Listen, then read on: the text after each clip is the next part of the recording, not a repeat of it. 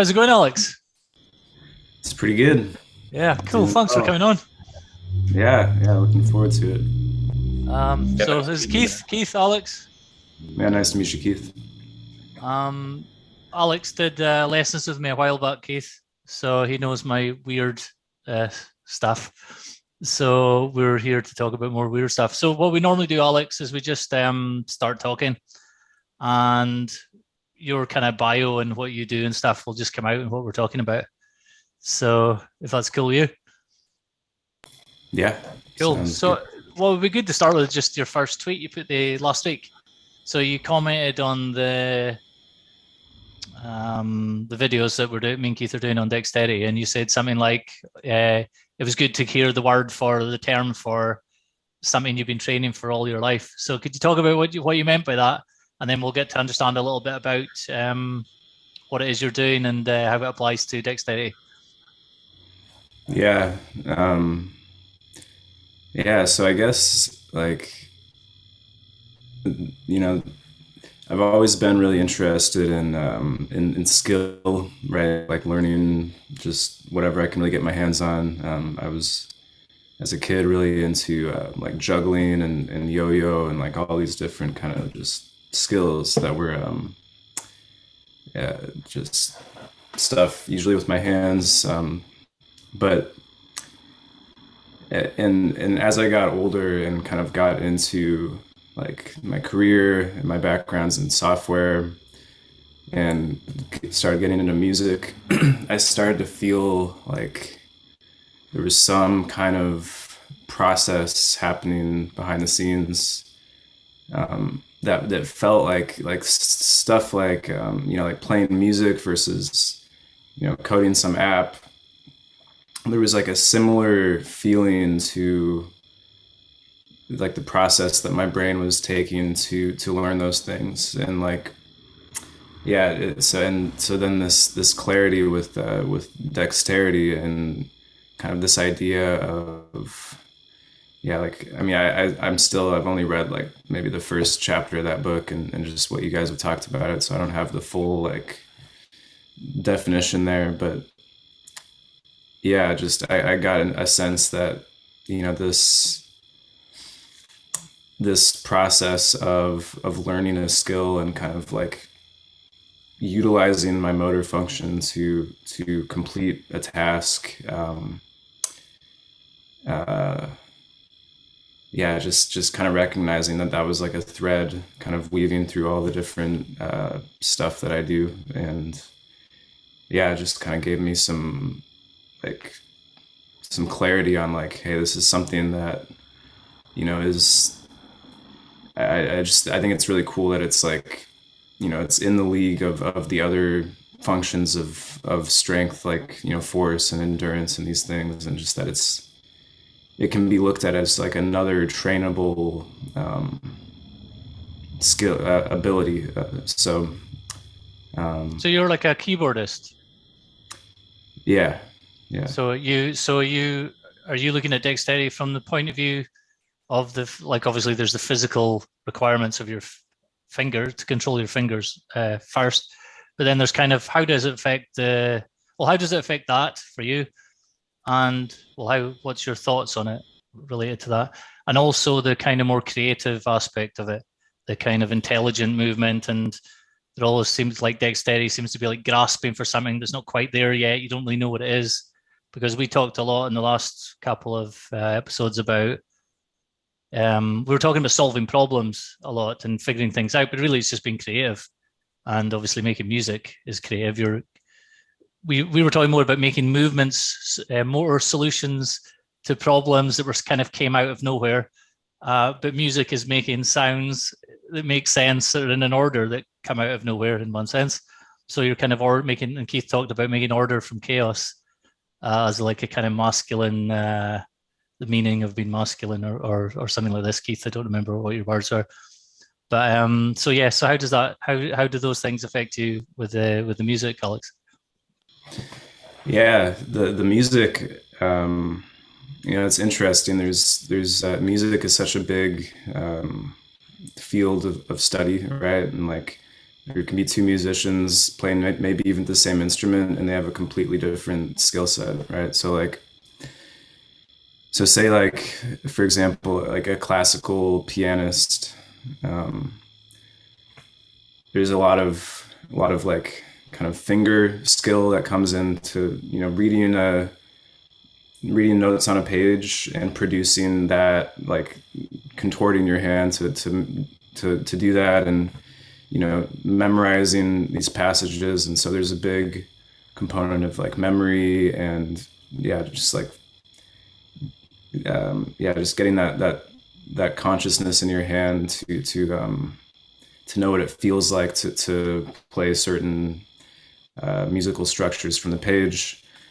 Um, and that's almost completely different from like what a jazz pianist might be doing, which is not really reading music from a page as much as it's a lot more mental, right? It's a lot more, they know the theory and the structure of how music is put together, and from that it's like completely letting go of all that knowledge, and then just kind of seeing what comes out when you sit down. So it's like the work there, it's like, you know, you guys were talking about, I think like Keith was talking about like swinging, like playing baseball, right? And like swinging a bat, and I kind of see it like that. You know, you spend all this time outside, like not in performance, but in your practice in music. You spend a lot of time like memorizing and learning all these different properties, like scales and intervals and all these different things. And you're really doing that not so that you can, when you sit down, you're like conjuring all that up and you're like, okay, this is like a major third from that, and I'm going to go over here to this one. It's like the ideal is that you've installed all that into your brain, and that you can just kind of allow yourself to utilize that, you know, naturally. And so it's an interesting thing. Like, and so a lot of people, you know, it's a lot easier to kind of read notes on a page and kind of master the technical part of things. You know, it's like it really just takes repetition and persistence to kind of do that. But the other part of it, the kind of improv part of things, is requires, like, I would say, a lot more dexterity, because it's like, yeah, and it's like, you know, we talk about like in dexterity, like this idea of like terrains, right? The different terrains, and like something that a lot of musicians like do is you might like be really good at improvising in only one key, right?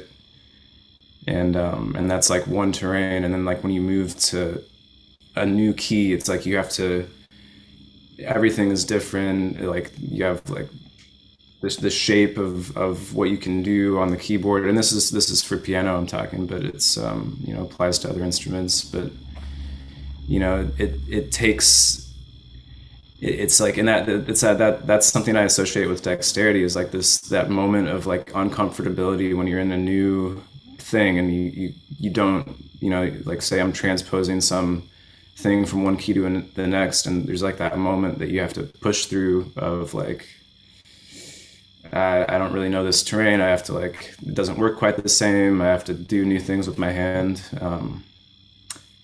And that's what kind of improv and jazz is all about. And yeah, and that's I associate that a lot with dexterity and that whole process. Cool. What do you think about that, Keith? It sounds a lot like your fitness kind of philosophy. Yeah, it does. And I was even going to bring up, so I'm by no means a musician, but occasionally I'll play with my friends. Like I have one friend that's a really good musician. He's a good guitar player. He can sing, but he can play drums, piano, but guitar is his main instrument. but every once in a while we'll just do kind of like a jam session. And it's exactly what you're saying. Like normally he'll start out something on the guitar, and then I play the drums. We got another guy that plays the bass, another guy that plays I guess we have one guy that plays lead guitar, one guy plays rhythm or whatever it is. And he'll start on something, and then I just have to like pick up what he's doing, and and you form a whole like, and then everybody starts picking up on what everybody else is doing. So you're kind of, you're listening to all these different instruments play. And I don't know any of the technical aspects about music. I have zero music theory. It's all just trying to keep up with with everyone else. And the interesting thing is like, so you're controlling what you're doing, but you're also paying attention to what everybody else in the room is doing. So depending on how fast they're playing, where you think they're going to take it, if someone takes over and starts doing like a guitar solo, like do you pull back at that point, or do you add to like a crescendo?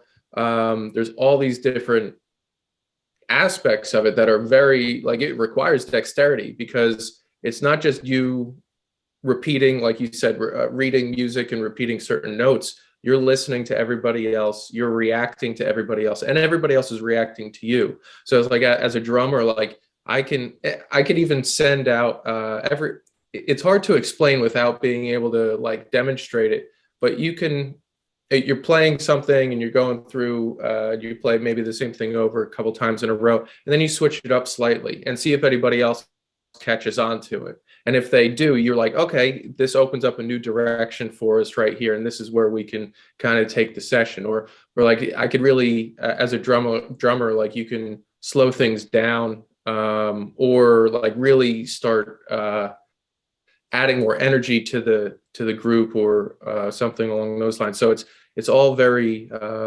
it's a great example of dexterity, and it's the same. It's just like, this is dexterity found through music, but it's the same principle that you carry it throughout all these other domains. But music is a wonderful example. I assume as you get into like more, you have like an orchestra playing, like the whole orchestra now has to like almost move as a single unit, but like the violin doesn't sound the same as the piano playing or whatever it is. So you both have two, I like how you use the word terrain, because you're both like mapping out, you're both like two different instruments, obviously playing two different sounds, and you're both mapping out two different parts of that terrain, but in like specificity, but together they show the whole map, so to speak. And it all works together in harmony. Well, for a music term, right? That's kind of the idea, is to have all these elements working in harmony. And more at like a metaphorical level, that's what dexterity is about a lot. It's just creating harmony. Like that's the idea of figuring things out, is to smooth them over and make it make sense. And so I appreciate the perspective on that, because in my limited capacity for music, that's something I noticed. But obviously, it's something you've said you've been, I don't know, it's always been with you. You just never had a word to explain it, but that's what it is. And it carries over in all these different domains. So were you, like Alex, were you thinking to yourself when you were playing and learning that there's more to this than just simply knowing how to move my fingers and remembering what I'm doing? There's some other thing on top of this, and then that's what you don't have the word for. You just kind of feel it. And if you're creative, you just assume it's part of being creative. And it might be separate from movement. You don't really think of it as connected with movement unless the term for it helps that, and the book helps explain the history of it. But yeah, can you talk about that? Yeah, like I always like the closest word that made the most sense to me was like, oh, this is what learning is. Like it's the same process that I learn when I'm juggling of like, okay, I have to, move my arm in a certain way and like I have to get that, I have to know what that feels like and repeat that. It always felt the same as, okay, I'm like going through this fingering passage and I need to like move my finger in a certain way and I need to know what that feels like and and the same with most like learning most like physical movements, it was the same process and what I'm really exploring now is like what is the so there's obviously like the more like mental version of that, right? Like what is the mental dexterity look like, because it's like in a sense what I'm seeing now is like all these dexterity practices that I have. It's like I look at those and I'm like, I feel like in some way this is helping me in my career, like in my software development skills as well, because like I feel like there's some like it's more subtle maybe and it's less obvious than moving your hand and feeling what that feels like, but to learn a concept, right? To master a concept, I think there's a similar process at play, and just and similar with like with terrains and stuff like that. It's like like web development now. It requires so many different little like knowledge of all these different little pieces and all these different environments, and and again I'm feeling like, okay, this is a similar thing of like, okay, different terrains, learning different kind of skills that apply to those. How do I like move these skills around and apply it to kind of similar but not quite the same terrains? And so yeah, I feel like yeah, it's like there's the physical aspect of dexterity, and then I feel like it probably really maps into this very mental version as well. For definite, Yeah, yeah. I think one of the things we had spoken about on a previous episode was that dexterity was um, it pretty much amounts to the skill of figuring things out. So that is learning. It is so I mean, what is that? I mean, it's learning, but it's also like it's a creating a little vision before you act something out. It's the ability to take in new information and then switch the vision for something else. So it's very that's one of the reasons why it's not easy to nail down what this is and why it's taken us however many episodes to try to figure it out, is because it's always like a moving target. But that's also the idea, is like you're never going to, there's always a better solution when you're learning, right? So it's like you either can make something more sophisticated or more efficient, or just propel it to the next level. I mean, that's the idea of learning, is kind of it. You never really stop. Like you always have to be figuring things out based on your environment, your inputs, your abilities. So, I mean, what you're explaining from what I get is just like when you said it was learning. That's a uh, pretty good comparison to what dexterity is. I think that the way we talk about it it's more folds in more of like a physical nature to it. Whereas like there's a lot of physicality when it comes to music as well. So I've spoken about the like when you watch someone that's really like a musician that's really good, you could see in their fingers that their fingers have intelligence. Kevin, we're getting a time warning, just to let you know. and I can't hear you. Are you muted? You're muted. I can't Sorry. hear you. I forgot. Yeah, I'm changing over to a different platform, and I stopped paying for Zoom. I forgot. We'll We keep talking. I'll continue cut on this out, and then I'll trim them together. I'll cut them okay. together. Cool. Forgot what I was talking about. Sorry.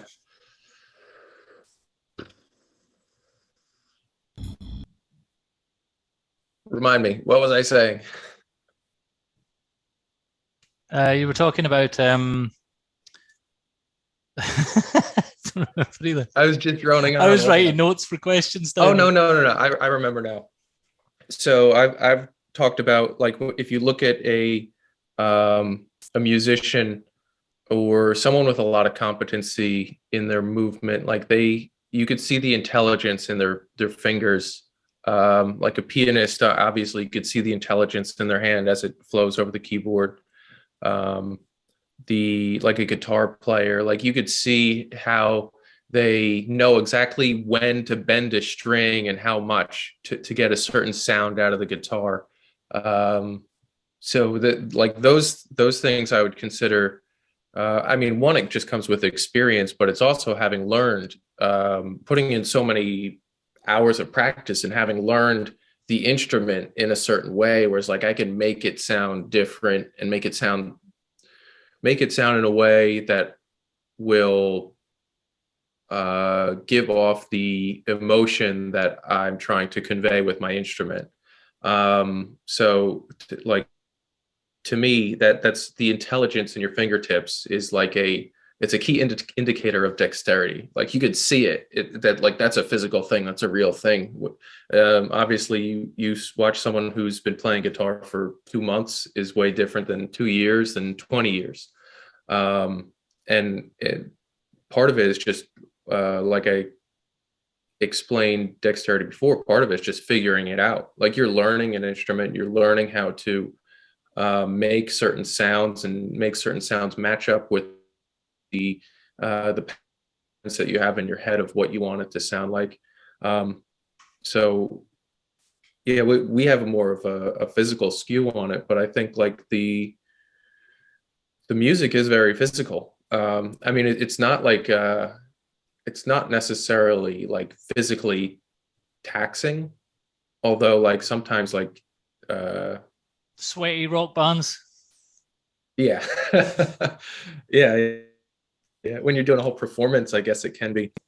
But I mean, it requires like minute physical movements, and lots of times they have to be pretty precise to do what you want to do with it. One of the things about improv then is, because we were talking about dexterity, is it's like a new situation under new conditions, and you're able to figure out, solve the problem in the new situation. And if something's new, you can't drill it 100 times and then it's not like you're not like, you've not drilled it into you so that it's an automated reflex so that you just do the correct thing because it's a new situation. How can you practice the new situation? So it's like an improv, you can obviously drill and practice the musicians are obviously doing scales and whatever else. You're practicing the basics, but then I'm assuming a session where it's a lot of improv, it's like literally new. It's never existed before, like that, exactly like that. So it can't be practiced in that sense. So all you can do is practice the components, and then something creates some new harmony out of them that wasn't there before. So it's like a new thing comes into the world, and it's like the same as in the very first episode I was talking about the guy who jumped off the scooter and ran down and saved the baby that was in the pram running down the hill, all in like a split second. And in the middle of it, he throws off his bag because he realizes his bag's going to stop him catching it in time. It's incredible. You can't drill that. So like you can't drill an improv session, obviously. This seems to appear in so many different places that people don't even notice it. We just take it for granted. When you're writing something, or when if you're developing software, at some point you're putting it together in a way that wasn't put together like that before, I'm sure. It's not like you're just memorize these things and then they're just coming out of you. So like the difference then between like a classical pianist and this is a question because I don't know much about this stuff, and a jazz pianist, say then. So the classical pianist is much more about getting it on a technical level. They have to get it all exactly right. And then once all that's done, it takes like millions of hours practice and years of practice, and only a few people can get that done. Then there's like the little bit of expression on top of that. It's more limited, isn't it? Whereas for the jazz thing, it's much more like the amount, the percentage of expression would be much more than the technical proficiency, because you can kind of make mistakes and stuff, and it can still be good. Like dexterity, everyone has their own style of solving a problem. Some people can do it really inefficiently, but still quite, it can be like strikingly beautiful in a way, like how they put it together. So what I'm hearing is in all the things, it's making a new harmony out of things that are a new arrangement, a new harmony out of different components that are happening by themselves that hasn't been put together in that way before. And then there's an aesthetic judgment of whether, that was a good one or not. There's something objective to it as well as subjective, but that's a much bigger philosophical question than obviously we're tackling here, or maybe we can. Yeah, it's funny like how separate kind of classical and jazz are, because it's like you're saying, like, so the mistakes in jazz are really looked at as the meat of like why you even do it. It's like you look for those mistakes so that the solution that you come up to after you play the mistake is, that's where the creativity comes, is like in harmonizing those things that maybe seemed very dissonant, like they shouldn't be there, and then making them make sense, like you say. And then in classical, it's like, mistakes are like just you can't make it, and you just ruin your performance if you make the smallest mistake. And that's because it's also a very different type of person is attracted to those things, isn't it? So the type of person who's going to sit down for like 4 hours a day and do the like perfectionist type of person has a certain personality compared to somebody who's much more like, jumping around and happy to make mistakes and not know where it's going. Because that's the thing, that's the difference, isn't it? You really know where it's going if it's classical piano, but you really don't know where it's going in a lot of ways for the other types of things that are more improvisation. Yeah, and it's, I think there's even within the classical world, it's like you can when you're learning, say like a beginner, you can spend a lot of time. You can either like spend a ton of time learning like a few really tough, impressive pieces, right? And that's how a lot of, especially classical piano, is taught. Or like the method that I use to teach is instead of just a few really complex pieces, have a huge array of not as complex pieces that you can grasp, that are still challenging, but it's that throwing you into all these different environments of these smaller pieces, rather than, because then it's like, you learn these really tough pieces, they take a ton of time, it's really painful to do it, and then you just want to, once you learn it, you just want to stay in that, you just want to keep playing that piece because you put all the hard work in, and now it's like the dexterity is not there to then switch to a new piece, because you're like, I just put all this work in, I can't switch around that quick. So I find doing the opposite of that to be very effective, which is just a high volume of pieces that are maybe smaller and less impressive, but you're developing more skills. This is exactly the sort of dichotomy that we've been talking about related to fitness case, isn't it? Like people who are very specialist in one or two things, and then they just can't really switch to something else. Whereas we're like, I think in the last one I was talking about, it's okay to be a good all-rounder and be good at lots of little things without being excellent at one of them. Unless, unless you're choosing to do that. And it's the same idea, because you may not be as excellent as each of the pieces, but now you're able now to mix them together in a way that somebody else might not be able to. You can create something new out of it. Oh yeah, Alex, you said about the finding mistakes. So in the jazz, the mistakes is what leads to the next thing. kind of like creative errors, I suppose you'd call them. It's exactly the method I use in the posture lessons. Is I get you to do movements until something's revealed that doesn't work the way it was expected, or something unhelpful in whatever I try to do, and then work with that, and then do the new thing, and then something works, then immediately give something slightly harder again till another mistake appears. Some people hate this because it's like there's just some guy on the internet telling them this is good, that's wrong, but really it isn't. It's like you're saying, this is what lets you find out where you could be more dexterous, is what it is really. I usually don't use the phrase during it, but I see so many crossovers between the way Keith teaches the fitness stuff, the way you're talking about the music, the way I've been teaching the posture coordination lessons, and it all seems to be about, you have to get a certain level of skill at the basics, and then there's this kind of thing on top where you're kind of pulling you have to have those, like that ground level of skills, and then there's this level on top where you're just changing things around and going sort of playing it by ear, and it's more kind of intuitive or and creative, but you can't do that without the lower level.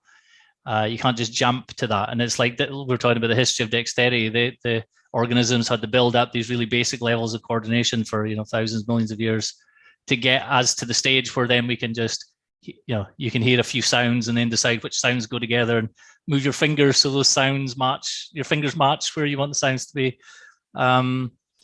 And by the time you get to this, you're way out of the realm of physical movement. It's something else that's going on. It's a bit like if you think of the experience of playing music. By the way, I'm not a musician, but the only experience I have is I played the bagpipes. Talk about stereotype. But I played the bagpipes when I was like 12. And you still know how? I picked up a chanter. It's like the beginner part of the bagpipe. And not that long ago, and I could still play one or two songs badly. But I suppose there's this type of dexterity, walking around with holding bagpipes, blowing into them with a kilt on. It requires some type of dexterity. But it really wasn't really my thing. I was like 12, 13. I needed my breath for focusing on smoking, not for blowing bagpipes. So, and I wasn't interested in kilts. It was more skirts were more interesting to me at that point. But then I never learned any more after that, apart from a little bit of guitar, but I've always regretted it because I'd always been seeing the kind of, it's just what I've been working at for ages. It's making music out of movements. It's like to be poetic about it, but it really is. It's like the different body parts are moving in their own ways, and it's making a noise for a lot of people, and you can move them slightly differently and they play a different tune, and it makes a nicer sound. So that's why I was really interested to have you on, Alex. So the other question I want to ask is, you talked also on Twitter about, and you alluded to earlier, about doing like Eastern type of practices that kind of relate to the music. So can you talk about how that connects with music, and also how you think that improves dexterity or is dexterity and that type of thing? Yeah. So when I was reading the Dexterity book, it's like something that really caught my eye was they said like something about like dexterity can be looked at as gaining kind of, I guess, control and function over your autonomic nervous system or something like that. And that really struck out to me because that's the proclaimed big goal of yoga, right? It's like you're mastering your breath, putting your body in these weird positions, and then in those like really strenuous physical positions that you're just holding, can you find like this sense of calm and peace and relaxed, breath, even if your lungs are being compressed or whatever's happening in that position. And so that I just immediately, I was like, okay, that's interesting. That's kind of a similar goal there. There's this, one of the things is like this sense of relaxed focus, right? It's like that's something that I saw in the book as well, and that's very that's like in Sanskrit in yoga we call it like it's like sritha and sukha, which is it's a balance between like alertness and kind of structure and like stability and then space and relaxation. And so you're always wanting to equally balance those and not be too rigid and also not be too loose. And so, yeah, I mean, in terms of music, I mean, that's, and really just like it's like any skill. It's like I say, like in terms of music, but it's hard to even really say it's only can be applied there, or that, but it's like, yeah, you want that relaxed awareness, right? That's the only way that, you know, like to take the jazz improv example, you know, you spend all this time learning all these concepts, mastering all these things outside. Maybe you're mastering different riffs that you want to try to bring in. But the only way that any of that is going to be possible is if you have that relaxed concentration. And so, yeah, practices that develop that are like, in my experience, just absolutely critical, because yeah, it's like you gotta, you know, there's so much nerves that comes up, you know, in a performance or in any situation, right? And just so, yeah, learning to control that autonomic nervous system and find relaxation with under all that pressure. Yeah, I'm always like looking for the practices that are going to help me do that. And yeah, yoga has been a useful tool to develop that. Would you say that most of the time in like a Western culture, we are tipped too far in terms of that balance in any one direction? I mean, that's what came to my mind anyway, is that like a lot of people are either they're all trying to be way too controlling, or they've just kind of fallen off the map in the other direction, like way too relaxed about the things. Is it possible that maybe that's a product of not having a comparable Western practice to, say, like yoga or some of the Eastern traditions? The West is, I mean, it's about a lot of extremes. I mean, like in terms of, I guess I'm mostly speaking for like America or Americans, but a lot of times people just go way to the extreme for whatever their one thing is, and they like they're mindlessly in one direction, and it could lead to a lot of success, but it also means that like you see like a lot of entrepreneurs or like CEOs of companies, like they're super successful in business, but then their life is falling apart in other areas because they haven't balanced these things. Like they have so much drive for one thing, extreme control over that one area of their life, but all these other areas are their family is not doing, don't have like a good family structure, and or they have also an addiction to drugs or partying or whatever it is. But I wonder if there's some type of connection there. It's like it's not a given that there's some type of practice to balance these sides of your life. I mean, people do it because you figure out how to do it, but there's not like a tradition of doing that. And I wonder if that's I don't know. I wonder if that's real or if I'm just imagining that in my head. I mean, there seems to be some truth to it, but perhaps that's the whole point of having a talk about dexterity, is because that thing is absent otherwise. How did you find yoga, Alex? What's your backstory for that? Just yeah, like pretty. I only tried it for the first time, like 2 or 3 years ago, and just it was like that sense. I just like after the first class, I had a sense of like, oh, like just this is not just like what I'm learning here is not just like this is I'm gonna take this with me to a lot of different places. And so I just had a sense that, because I'm always looking for what are these skills that I can learn that are going to give me the most like benefit to all of the other skills, right? Like what are the meta skills that are going to give me like the highest benefit? And I just got like a strong sense in the first couple of classes that this was one of those things. Yeah, it was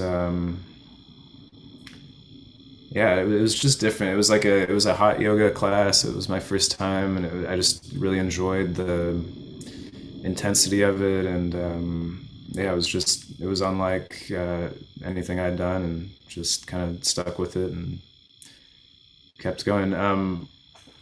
But yeah, just it's what you just said, Keith. Like, what's the Western consequences of kind of not having this. And I think like with the West, like, culturally we took a detour, away from kind of the spiritual, kind of physical, well, not physical, but like the spiritual stuff.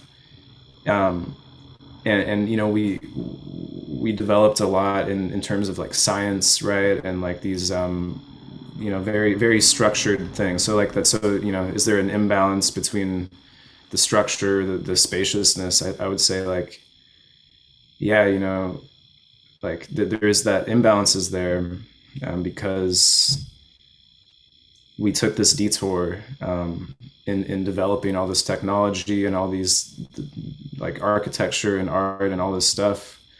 And I feel like in order to do any of that, we needed that imbalance of being highly ordered, highly structured.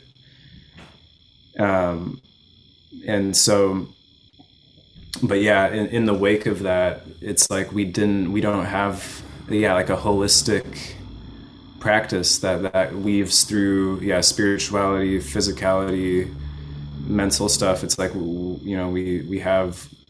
we're very good on kind of the mental ordering, all that stuff. But yeah, just not having that kind of the holistic practice, I think is, and that's why I'm very interested to see like, how what you guys are doing will develop. And, it's like, it's not even to say that we didn't have that in the past, like like so much gets lost over time, in traditions and like in like like the Celtic cultures, like it seems like they had a ton of stuff like stuff that's similar to like the Chinese energy medicine stuff, where they were looking at the energy centers in the body and all that, but it's just that kind of stuff just got lost over,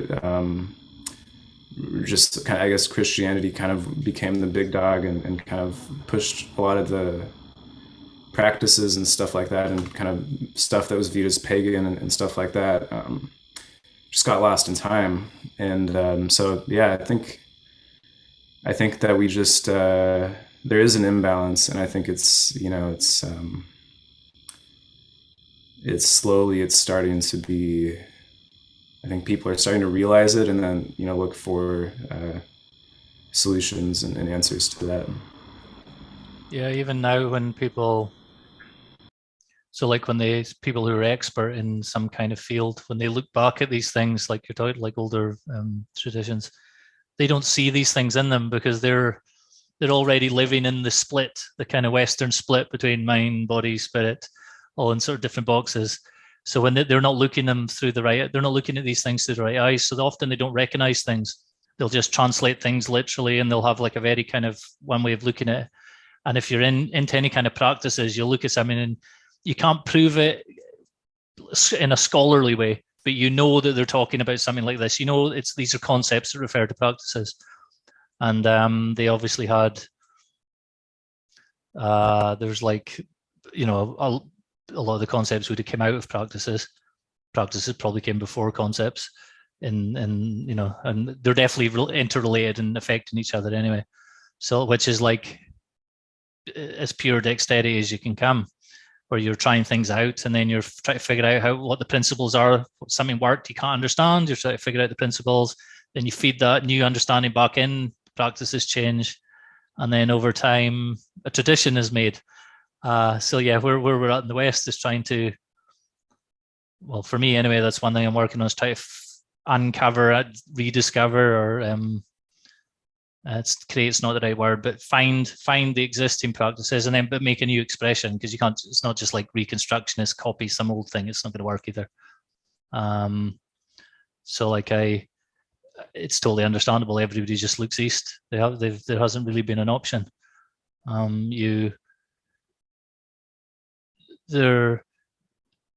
Everyone senses that there's something wrong between, like, everyone knows that there's this big split between the physical things and the mental and the spiritual things, but really no one knows how to change it. But for me, yeah, I think like movement practices, whatever they are, is kind of the bridge between the theory and the practice. That's what connects like the philosophies, the religious systems and all those things on one side with what you do in your day-to-day basis. So like, are you putting in, you have all these new beliefs or these new ethics or whatever, and you just can't do them in real life.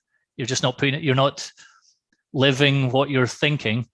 But the bridge between those things is like a deliberate movement practice, where you're kind of putting into action the theories. So something I've been thinking a lot about recently is to do with like things like yoga and stuff like that, is the movements they're doing are enacting the principles in the philosophies. They're not just random movements, you know. They're like they appear from within this larger context, and then you're enacting the principles. You're participating in that cosmology by doing the movements, and then when you do the movements, you have a new understanding of the cosmology and the philosophy, or concepts, if you want to be secular about it.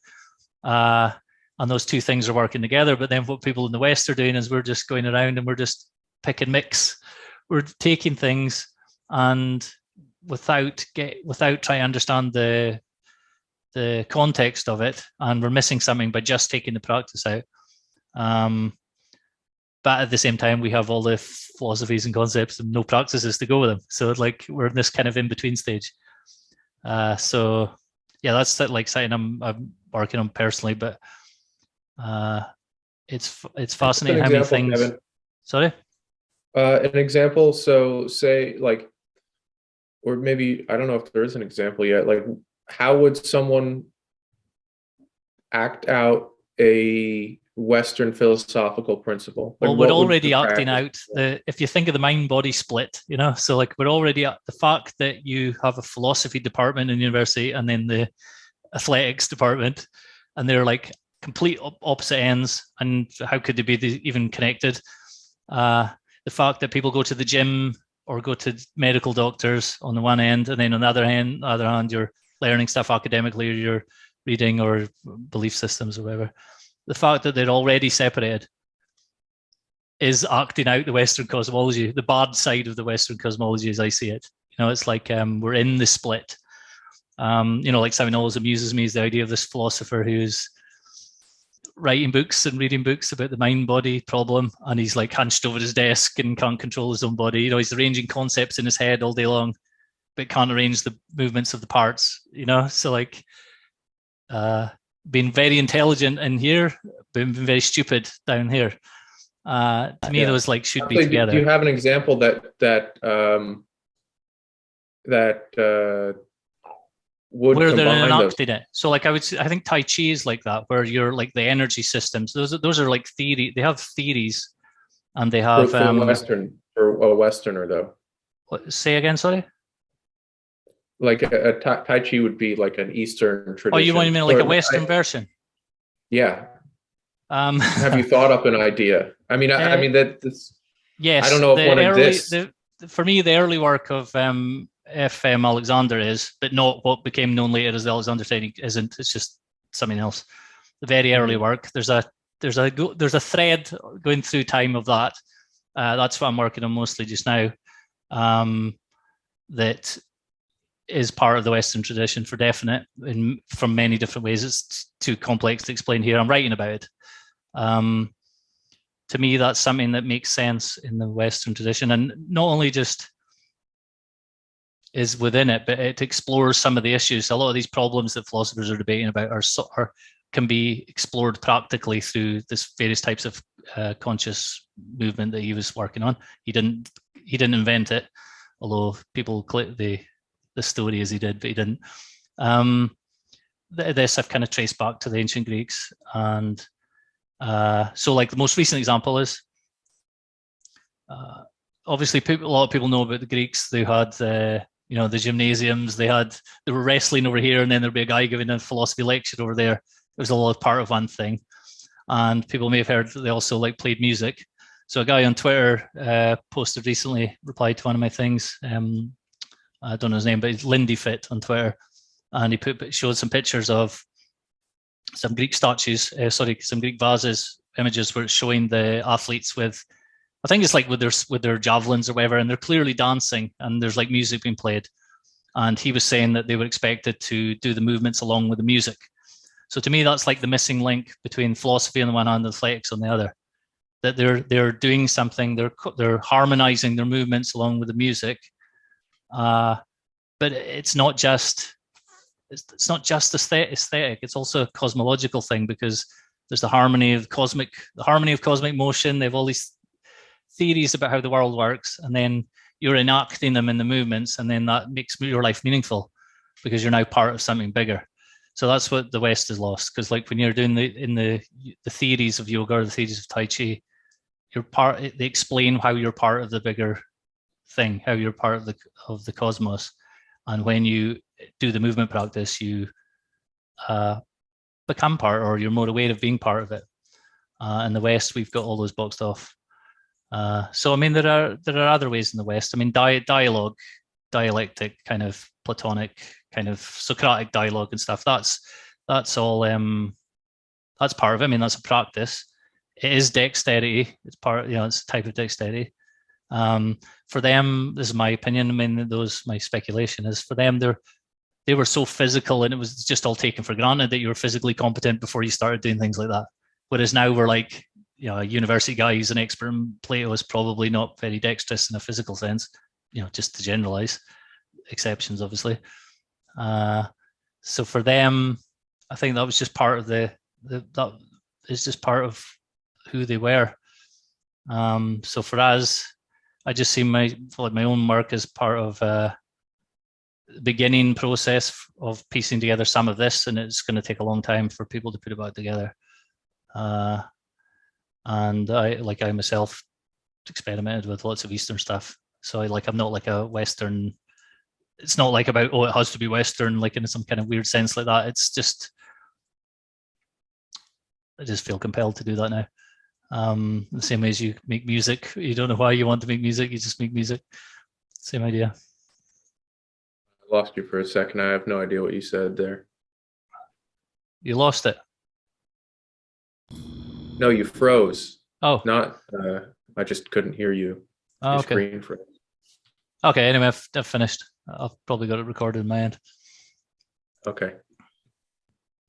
So yeah, I don't know if that answers your question, Keith. It's too complex, but I am writing about it. Yeah, it's I mean, maybe it is. Oh, there's one more thing. Sorry, it's conscious control of things is the Western way. It's not separating intellect from movement. So that's the big mistake. And the Eastern ones originally, I don't think they do.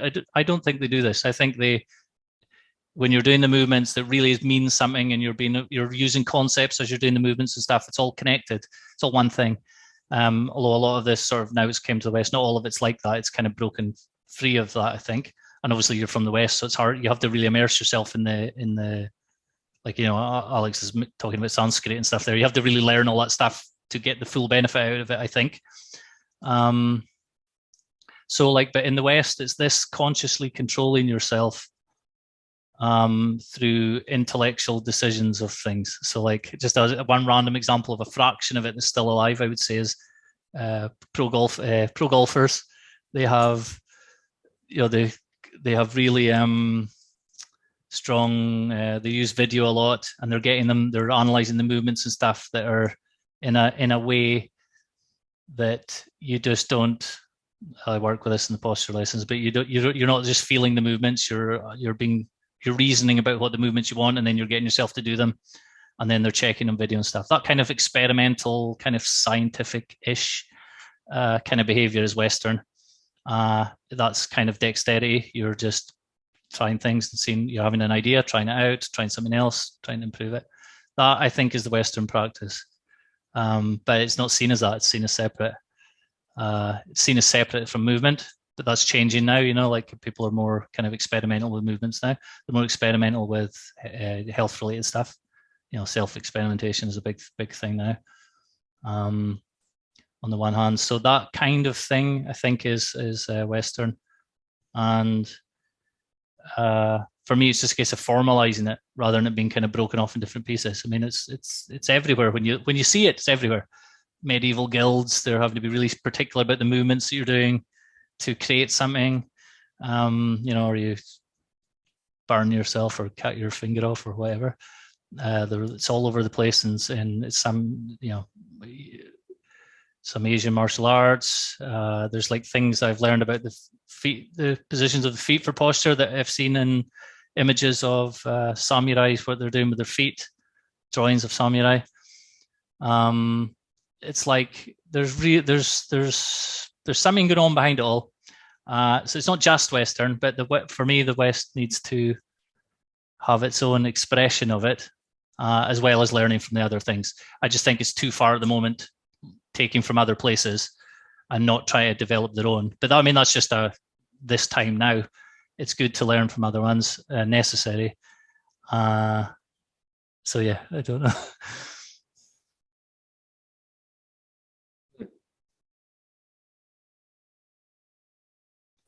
The one thing that came to my mind as you were saying that was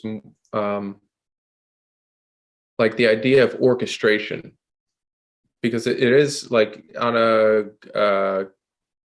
more granular level, like of the individual. Like when you talk about moving the parts in accordance with one another, you're orchestrating the body in some way, and like the next like scale up from that, from in terms of what I maybe there's a step in between, but like the next thing that came to my mind is like orchestrating a group of people to accomplish a task in some way that's maybe like physical.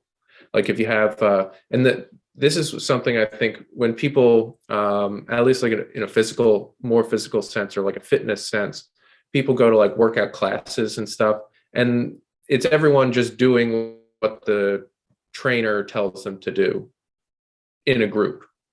And it's not actually like you're not working together. Or like a popular thing now is these like spin bike classes, and everyone's just on their own bike doing it, but nothing's actually getting accomplished in terms of, I mean, like you're working out or whatever, you're breaking a sweat, you're getting your heart rate up, breathing harder, but you're not like you're not building anything, you're not working together in any one way that would show some type of accomplishment at the end. The thing that is probably more fitting to what we're talking about is to have like if you like if you were to consider like a workout, like if you were to have a class, but you say, all right, today we are going to build a wall out of rocks, and like that's what we're going to do today. That would be probably more along the lines of like you have to think about, you have to orchestrate how the people are doing, and so everybody's working together to build that wall. Like, okay, we're going to pick up the big rocks first and move them over here, or we're going to separate them out. So you're actually thinking about what you're doing. You're physically acting like that's a strenuous activity. And it almost seems to me like a construction crew is more of a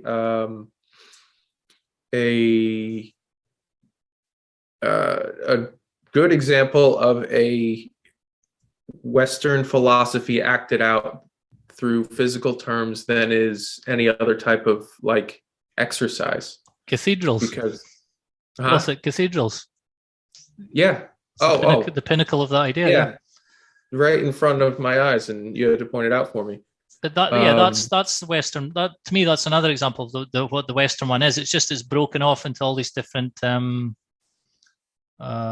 fields or disciplines or whatever, and we don't recognize it, and it's not formalized, and it's not being applied to posture and properly. You know, it's my field obviously, but there's plenty other places it applies to. It's not just this control of your.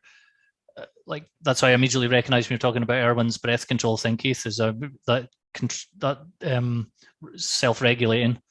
It's the same idea, because that's what you said earlier, Alex, about you're talking about music, and then you're having the kind of balance between the order and the chaos.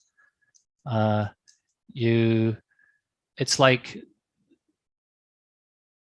And then you recognize when you learned yoga, it's about you're now able to control yourself in a certain way. In music, you have to control yourself in a certain way. So you have to balance having control of yourself with being open to new things and letting something new happen. So you're not rigid, and you're just always that balance. You're improving the control while improving the openness to learning more. Which getting the balance right is in itself requires dexterity.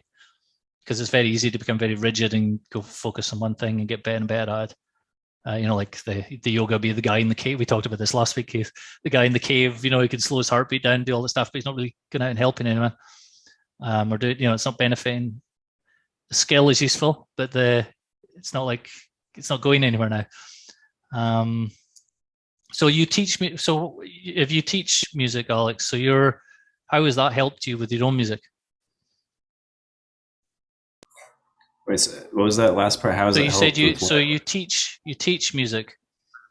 So how has that helped you with your own both playing and becoming more dexterous with it?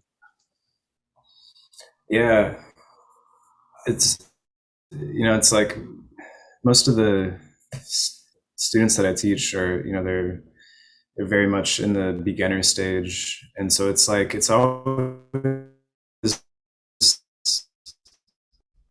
it's like it really makes you remember the movements that you can do now that you take for granted, that were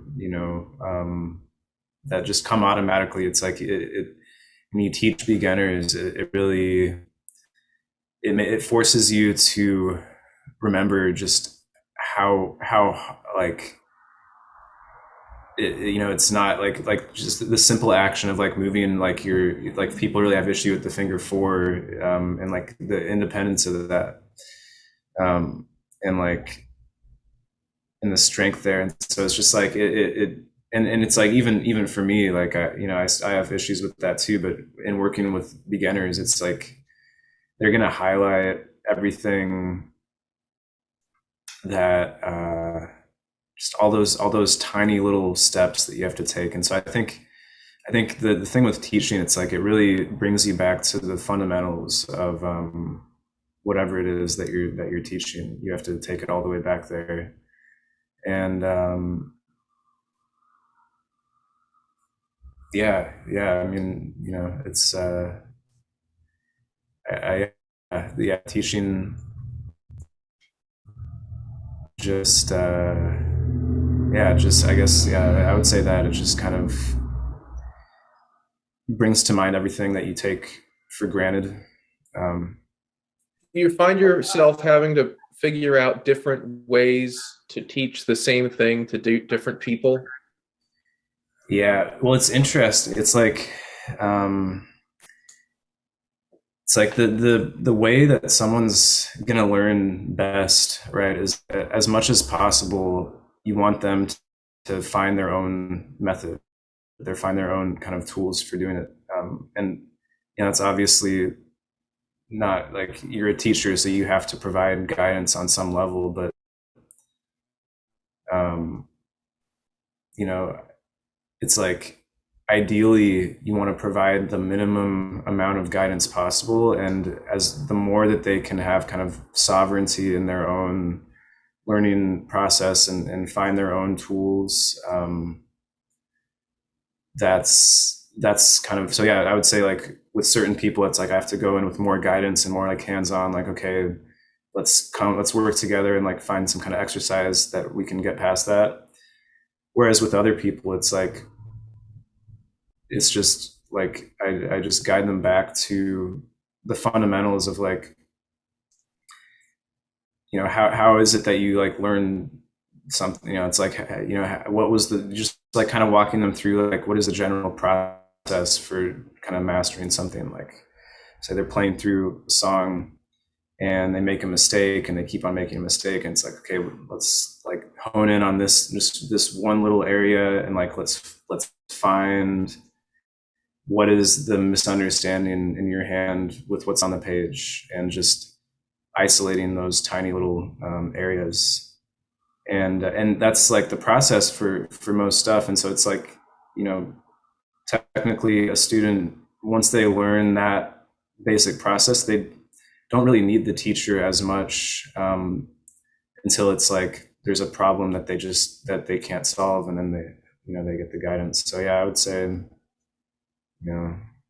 some people need more guidance. Other people really take to kind of developing their own methods, which is the goal.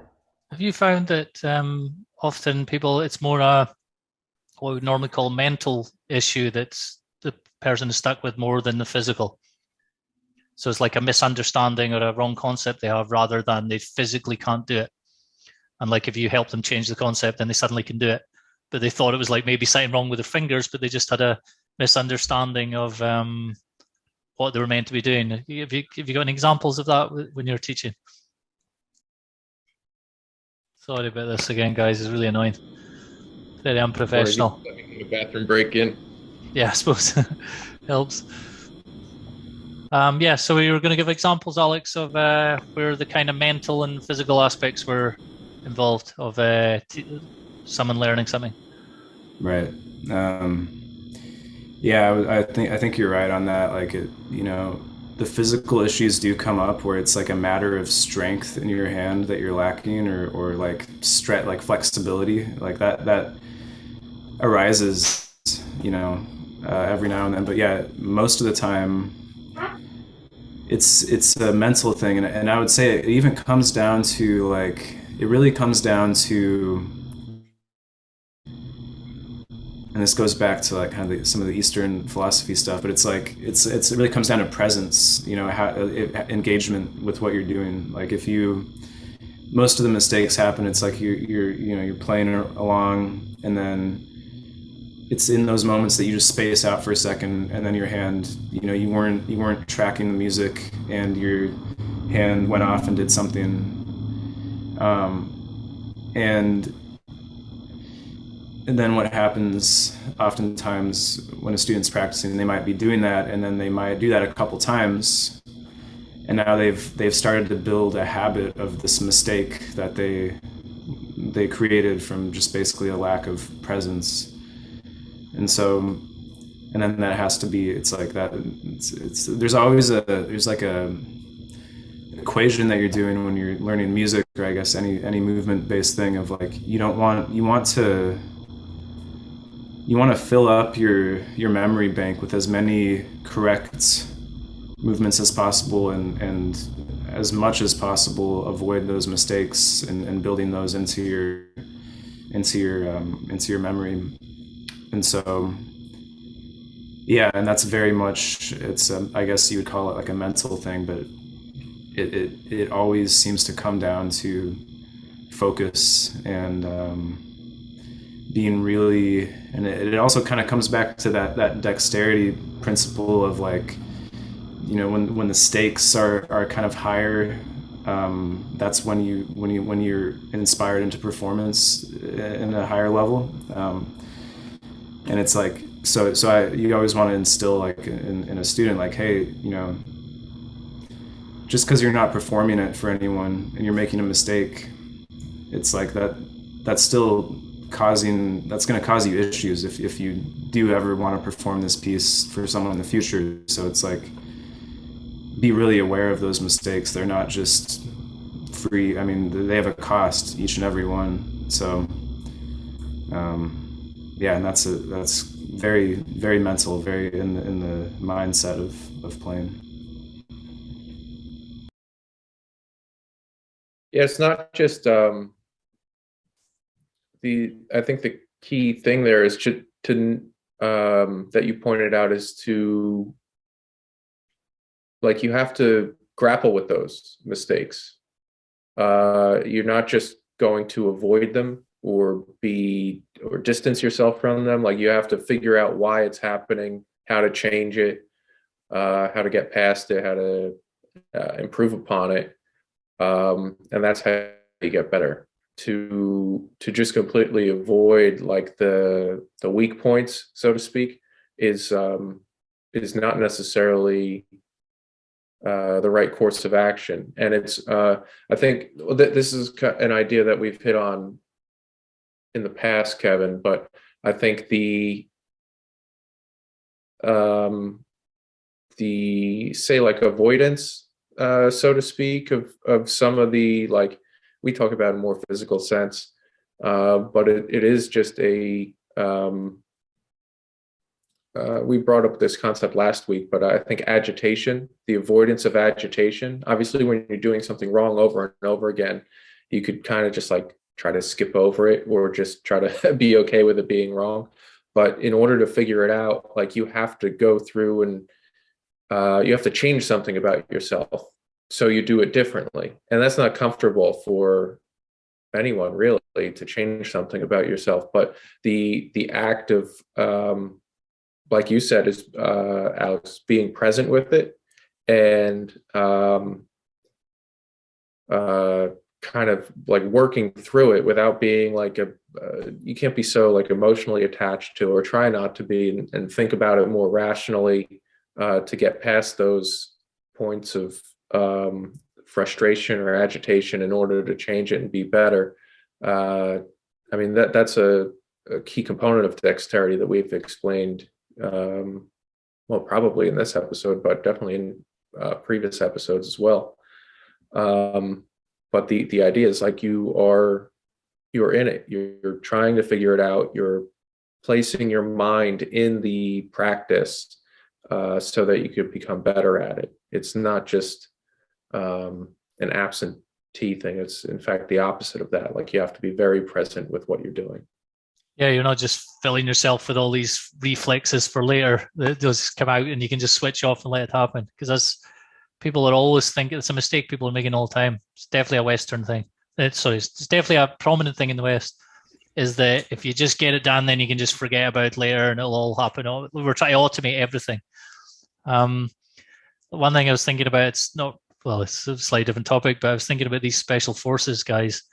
And people, the image I had when I was young, and the people tend to think that, you know, like Jason Bourne types, they've trained and drilled these exact movements so many times that now when they go out in the field, they all just happen like reflexes. You know, they just implement all their training in just like a machine.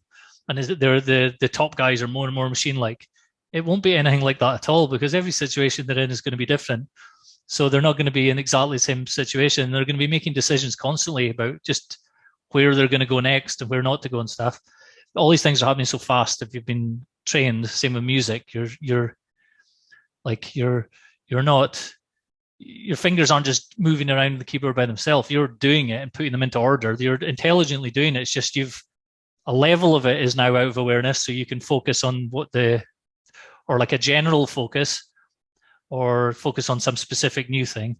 And it's exactly the same with some guy who's out in the field trying to figure out what to do next in new situations. How can you train new situations? It doesn't actually make logical sense. And again, I'm just thinking of the difference between the two types of pianists, the jazz and the classical. It's like a good example. It's like, and we talked about, Keith, like a sprinter on 100 meters is not like the type of dexterity that a football player would need to have, where you're sprinting in multiple directions at once where people are getting in the way and stuff. It's like a different thing. You can't train for every single maneuver, obviously, but you can train the general. You can train in the general situations, and then your intelligent dexterity will take care of each new situation in the way that it requires, and some new behavior just appeared. It's amazing, really. It's really creative, and I think if more people would be creative, would think of themselves as creative if they were taught this way of approaching whatever it is they do. If it's like musicians tend to be creative, so they're like more like thinking like this. But a lot of the people doing fitness don't think of themselves as creative. They're just doing it to get it done. Various other things people are learning, just learning in general. Your way of how you learn, the positions your body is in, the way you approach it, the way you organize your environment and stuff. All these are creative. They don't just happen. Like it matters where you learn something, matters to how well you learn it, who you learn it with. There's so many factors that a good teacher will know the right ones for each person, or help find the right one for each person. But then, like you said, Alex, they're just the person's on their own, and that's to trust their own innate dexterity to learn. So like, we're just back to what you said earlier. It's learning. It's a type of learning. And you said that as well, Keith, didn't you? About your you mentioned on Twitter before about the fitness style was a type of self-education. You just, and I like FM Alexander's whole thing it's education. So he always called it education. Re-education is what he called it.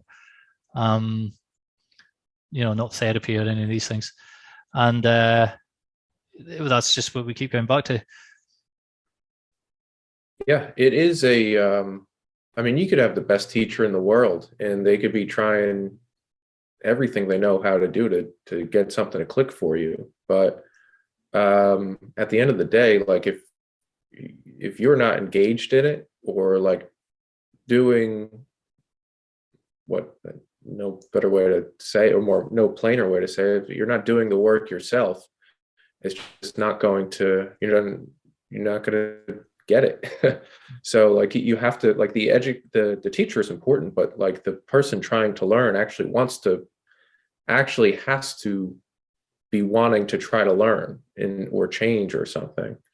So that it's a requirement of getting better, is to take it upon yourself to want to get better. And to all these other things just come into it in terms of like, got to be honest with where your abilities are at and where they're not. And on the flip side of that, like one thing that a good teacher can do is kind of, if someone, the thing is, people that aren't creative, they don't have a lot of, or they don't have a sophisticated level of ability to build a vision for themselves. And that's what a teacher does a lot of times. So like, okay, we could bring you from here, and this is where you can be with so much focus and training and whatever it is.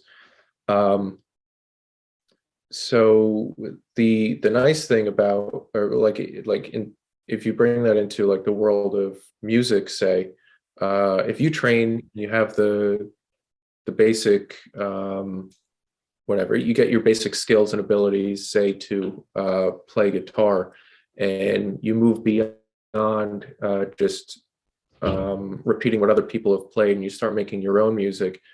If you build up that competency, essentially what you're able to do at some point is to stop thinking about where your fingers are when you pick this string to make it sound like this. And that becomes more intuitive. And now your focus can be on, this is the emotional sentiment that I want to convey with the music, and your hands just follow.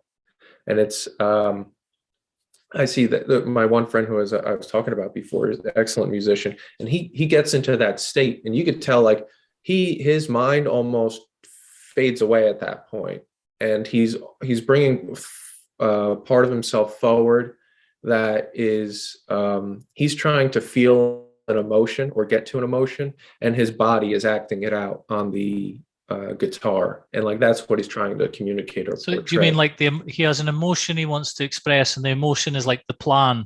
So he's like, how do I make the sounds how do I use my body to make the sounds that will then create that emotion in the listener or in the players? Is that what you mean? Yeah, interesting. Yeah. Or even just convey what he's trying to, the feeling that he has to portray, or if it's or if he's trying to tell like a story of something, or it's in, man, it's a hard thing to explain because it's not it's something that doesn't happen in words very often. So like music can almost lots of times explain something truer than your words can. And what he's done is built up his physical competency to do it so that he can expand that emotion or that feeling or that narrative that he has in music to other people. But it's also just an expression of himself at that point too. But my point is that like you have to that takes vision to be able to do that. Like that's like I know what I want to. I know in my head what I want the feeling to be, and then I'm going to do the actions to bring that out. And a lot of times creative people, they don't have the ability to build out that vision, so they don't see how to get from point A to point B, which is why I said before a teacher can be really good because they could lay that out, have the vision for this to be able to do that. I don't know where I was going beyond that, but there's to bring it back to dexterity, there's the dexterity in being able to figure out how to bring about that area of communication when you don't have a pathway to get there through music. But there's also a dexterity in that, like if you bring it back to a teacher-student relationship between both of those parties, to be able to take the feedback from one and kind of see how you can use that and to continue on the path to getting the student to where you want them to be. Like you're taking into consideration their weaknesses, their strengths, what they don't know how to do yet. And then you have these, lots of times you'll have these breakthroughs when all kind of clicks into place for a student. And they, all of a sudden they've had the vision of like, that the breakthrough a lot of times is the point in which the teacher isn't giving the vision to the student anymore. So the student has all of a sudden developed it themselves. And lots of times it leaves the teacher kind of blown away. It's like, wow, I didn't expect that. But the student just is able to surpass the expectation for the moment.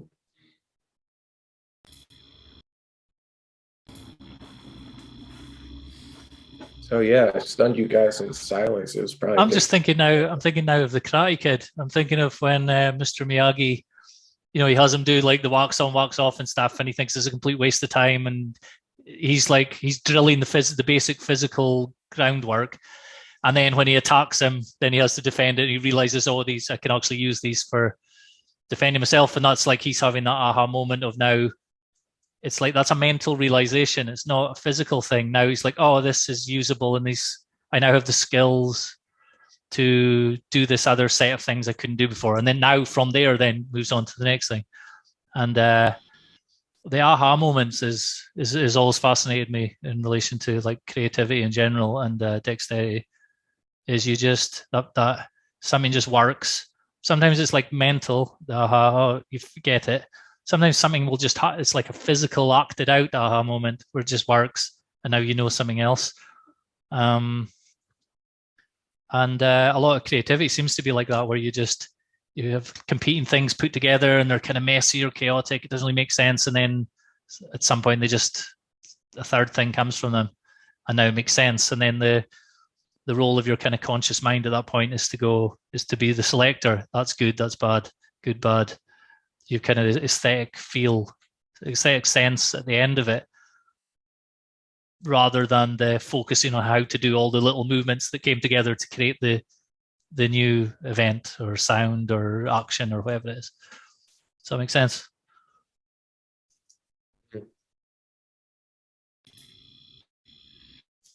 The same thing like if I'm playing music with my friends, you'll go through and you're just kind of like jamming for a little while, and then whatever, you'll be like, that was okay, wasn't that great? But then there's sometimes, and you can't, like, maybe someone can explain it, but I've never been able to explain it. There's certain moments where it's like everything happens in a greater way, and like everybody's riding that wave too. And then I got no other way to explain it other than that it just feels right in the moment. You're like, whoa, like this is like everyone feels it too. So it was almost as if everybody got caught up in the same spirit, and you're all like at the same, moving in the same. I don't know. It's the same energy that's driving everyone, and it really works together, and it sounds great. And then you get to a certain point, and you finish, and you can't really explain why it worked at all, but it did, because you're doing the same thing you did 20 minutes ago, but now it's different. But it's like you didn't gain any more skill in 20 minutes, but there was something, some other type of, I don't know, something happened. And like I said, I can't explain it, but it just fit well together, and the energy was right. And it is one of those aha moments, but can you explain why that happens at a certain time and not other times? It's not, I mean, a certain level of skill is built into it from practice before, but like, why now and not any other time? You can't explain it other than like all of a sudden the vision for everyone clicks collectively at that time. It grows. Is it just, You can't. maybe It's like something growing. It grows in its own speed. You can set the conditions and make it grow better and grow stronger, or whatever, but it has to come in its own time. And those are like the fruits of the seeds that you planted a long time ago. You can't just make a tree.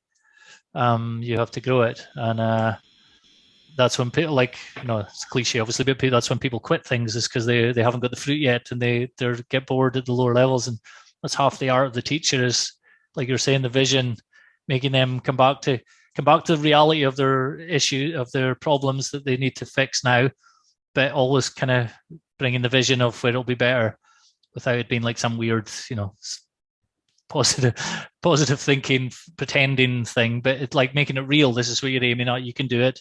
Other people have done it. Here's examples of other people. You're constantly reminding them, but not pretending they can already do it. It's it's like, that's tricky, and tricky is something we're talking about, is the type of dexterity in the first one, isn't it? Yeah. You said it was, I think Hermes. He's also a trickster god, but trickster, yeah. I mean, that's there. Well, that's the source of the Western tradition, is this combination between music, athleticism, and language, and that's what we've been talking about the whole time here. Music is a type of language. Things represent things, and they're make sense in a way or don't, and go together in a way or don't. You can communicate to people. Yeah, it's also very connected to mathematics and geometry. And that was something that the Greeks, they studied all four of those in the same kind of vein of mathematics, geometry, music, and cosmology. And they saw those as this interconnected kind of science. So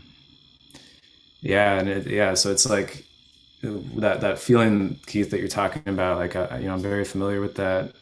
And it's like my experience, I haven't jammed with a lot of people, but just in my own like piano improvs, I've had moments where, yeah, it felt like something outside of me was like coming through me and urging me on to like make this certain sound that I had no plan that I was going to make that. It was like I had no idea it was inside of me. And it was like, but somehow just based on my training up to that point, I was able to listen to it and kind of like it felt like I don't know, it was just like obeying it in a certain sense.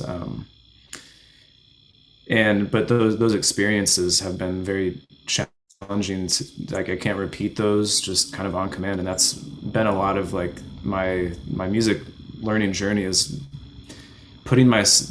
training my body to put myself in a state to where I can receive those messages and act on them without getting stuck. And I'm listening and I'm playing what I'm hearing until it's like, oh, I don't know how to make that shift. Like we shifted to a new key, and like I don't know how to do that yet. And so then it's like, okay, going back into the analysis mode, like what does that look like? How does that work kind of mathematically in the theory of things? And then next time when you're in those free-flowing improv sessions, being able to better receive those messages and bring those forth. But yeah, it's very, very, it's a mystical experience is how I describe it. It's like this, yeah, like feeling like a spirit is wanting to come in and kind of project itself through me is the best way I can describe it. Yeah, how do you explain? You can't explain something like that. All of a sudden, you just become the lightning rod, or whatever it is. It's the same thing, that whatever it is that's driving the evolution of dexterity in the first place, to go from seemingly physical, less intelligent, to more mental, intelligent, but somehow all together. Whatever it is, it's the same thing, I think. Yeah, we'll maybe absolutely. figure out what it is by episode 4023. Yeah, I'll be an old man by then. Dexterous with your Zimmer frame, though. You'll be doing pull-ups on your walking frame. You'll be doing pull-ups on your walking frame, doing rows on your frame. Oh, my walker? Yeah. You're an old man, yeah. Zimmer fitness. Yeah, I can only hope.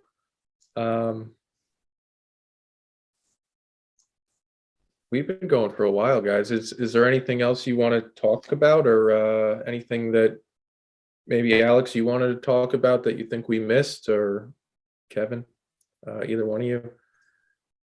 I've talked enough. When you go, Alex, is there anything in the earlier ones you think we got wrong or we could add to, or anything we haven't mentioned yet?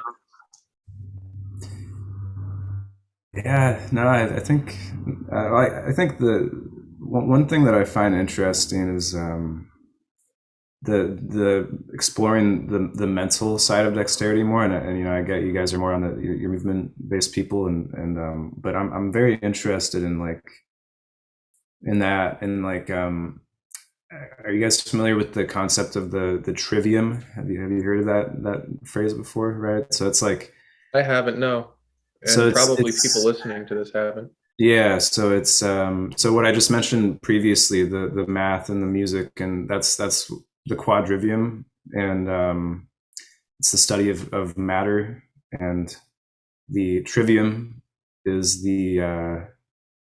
more the study of the mind and of language, and so they separate those. And the trivium is grammar, logic, and rhetoric, and put all those put together is like what they call the seven original liberal arts, right? And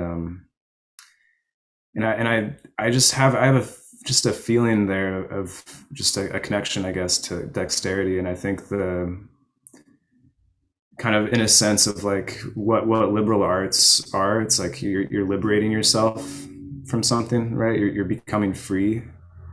And the idea with the trivium, it's like it's the science and kind of like the process of learning how to learn. And so it's like this 3-step process of starting with the grammar phase. You're just gathering all the terms and the information and organizing it properly.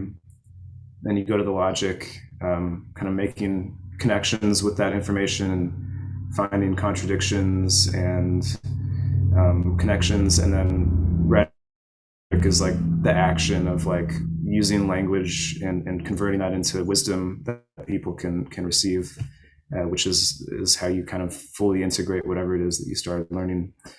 And so I'm just looking at these kind of these like ancient, I guess, systems of learning and just kind of seeing, how these can be applied kind of on a more general sense, in finding those processes to learn. So just like in the same way that I feel like that you can do a movement and kind of the principles of learning a movement, I just get a sense that there's an equal science there for mental learning. And so I just wanted to call that out. And it's very, the trivium and the quadrivium, they started kind of around ancient Greek times and studied as the go-to kind of method through the medieval times, and only lost, up until recently, we got rid of them. So, and a big part of that was always memory. Something like that. You're talking about remembering what you were doing when you were playing the piano or whatever. But a big part of the old education system was memorizing things. We don't appreciate how important that is for being dexterous and learning all these and learning other things.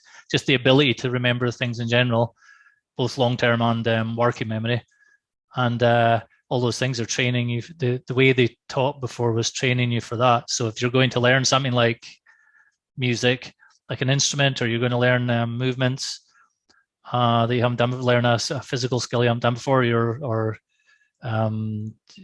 whatever, some new type of coordinations you're practicing. If you're able to remember more than one object in your mental object at once, and you can organize your thinking in real time when you're doing things, you have way more power to do more things. And that's seems to me the purpose of language in the context of dexterity, is to become more dexterous, because now you can think about things that aren't there. Well, you can think in words, you can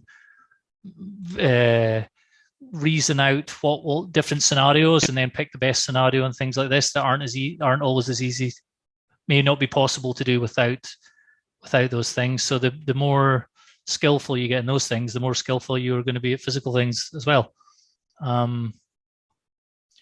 In this we've obviously focused more on the physical stuff because that's the kind of angle we were coming out of. But I think there's so many.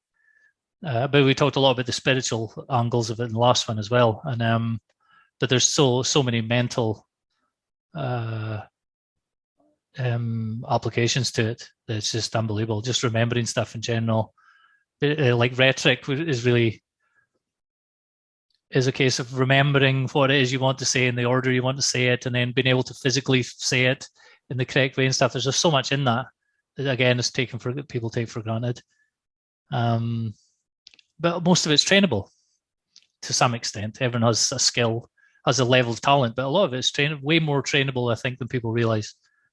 I think there's much more. It may be that different people need to learn how to learn in different ways, so they seem a bit more stupid at things because they just no one's figured out the way that helps them learn it.